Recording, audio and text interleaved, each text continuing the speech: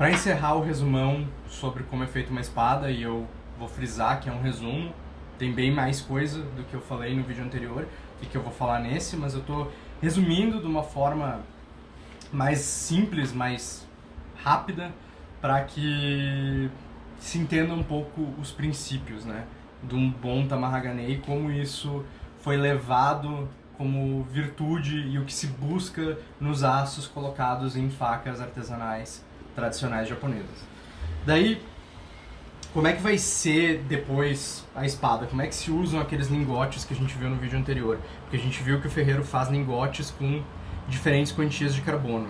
Então, uma forma de construir bem clássica uma espada é colocar uma parte que vai ter aí, depois de todo o trabalho, 0,7% no fio de carbono, né? No fio, então mais perto aqui do fio, e toda essa parte que tá branca aqui, que vem até aqui atrás, ela vai ter 0,7% de carbono. Nas laterais vai ter uma quantidade média de carbono, 0,4%, e bem no meio aqui, ao longo de todo o dorso, vai ter uma parte que é quase ferro, que vai ter 0,1% de carbono, ou menos, ou 0,07%, vai ter muito pouco carbono.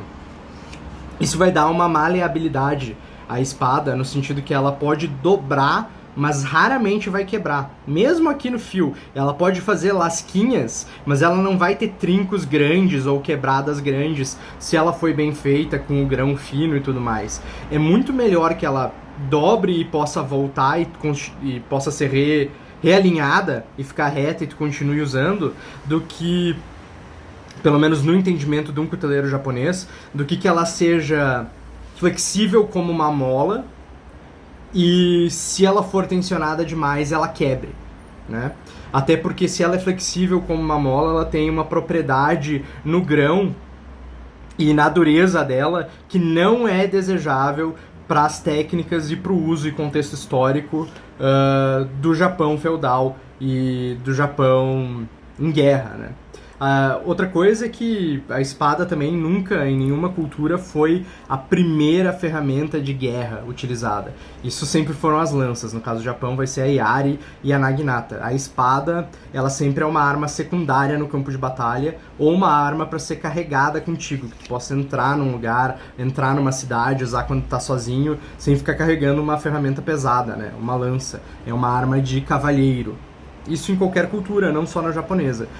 Existem espadas feitas para atacar regimentos com lanças, tipo a Odashi ou tipo as Vaihender, mas se precisava de soldados muito fortes e com armadura para enfrentarem essas lanças. Eram espadas que com o peso conseguiam, e por serem longas, conseguiam quebrar lanças, né? E eram usadas por regimentos de soldados com essas armas, as Odashis ou as Vaihender, para atacar regimentos de soldados com lanças. Mas, enfim. Só encerrando o parente histórico, depois de feito isso aqui, aí vai ser colocado argila aqui por toda a espada, bem fina, e no dorso vai ser colocado uma argila mais grossa que vai formar o ramon. Então, além de toda essa diferença de carbono que a gente tem aqui, que a gente viu, que naturalmente as partes com menos carbono vão ficar mais macias que as partes com mais carbono, além dessa diferença, se coloca ainda uma têmpera seletiva forçada com argila. Ou seja, quando se mergulha na água, as partes com mais argila vão ficar mais macias e as partes com menos argila vão ficar mais duras. Então aqui seria, digamos, a linha do ramon, se a gente pegar uma intersecção da espada. E aí tu vai ter diferentes durezas. Bem no fio, digamos, vai ter 61 HRC. Na linha do ramon, na parte mais rígida, que tem o aço com mais carbono, vai ter 56 HRC. Na lateral, vai ter uns 49 HRC. E bem atrás, no dorso, na parte que é quase só ferro, vai ter uns 40 HRC. Então tem várias durezas diferentes no corpo da espada tradicional japonesa. Resumindo, vai ser mais macio conforme mais perto do dorso. Aqui vai ser a shinogi, a linha, e aqui essa ondulação vai ser o ramon. Tudo que está para dentro do ramon se chama de jigane, e o que está para fora do ramon, que é o que está perto do fio, se chama de hagane, que vai ser mais duro.